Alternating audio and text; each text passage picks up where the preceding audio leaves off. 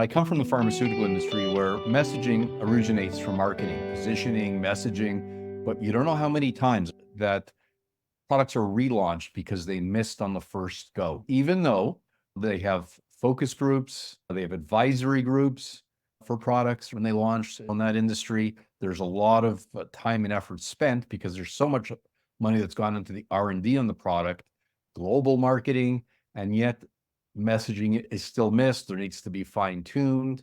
James, how do you assess if the value proposition is missing the mark? Do you have some examples? Maybe you've shared some already, but are there some specific examples you can share where you've seen that, and how do you go about assessing that maybe before you launch so you mitigate the relaunch? Because I've always said you have one time to launch. Who's watching? Well, if you're a publicly traded company, the market's watching. If you're a PE firm, the PE firm is watching. And of course, the public is watching. So if you blow it, very few companies will take a second run at it. Sometimes they will, but they're like, wow, how did we get that so wrong? I agree with you, right? Better to get it right the first time, but people do get it wrong quite a lot, actually. And we can chuckle. There's some pretty famous examples of stuff like that out there. But when I go work with a client and we try to figure out, let's just assess their messaging, the very first thing I look for is a very basic value prop that's permeating all their stuff. The first thing these groups need to do is they need to define what their value proposition is. And some have them, some don't. Some have them for their established products, but don't have them for new products.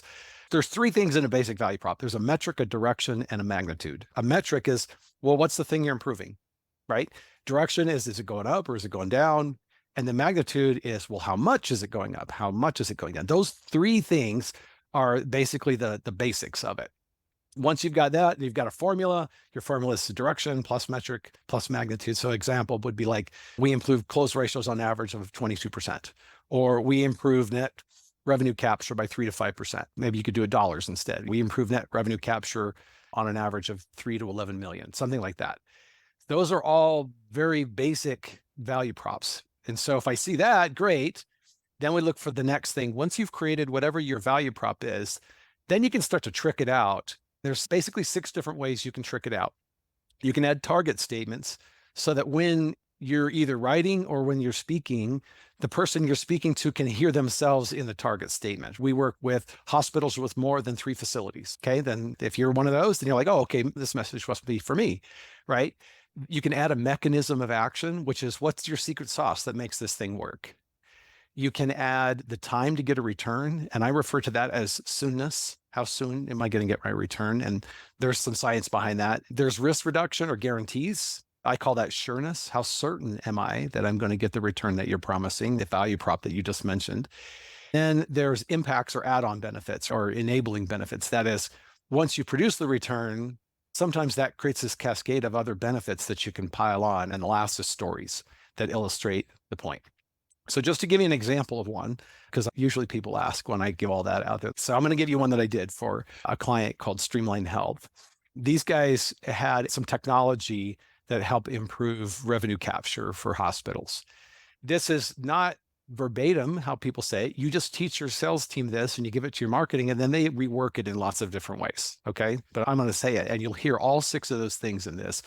So we specialize in helping hospital systems with 3 or more facilities improve net revenue capture by 3 to 14 million in as short as 60 to 90 days.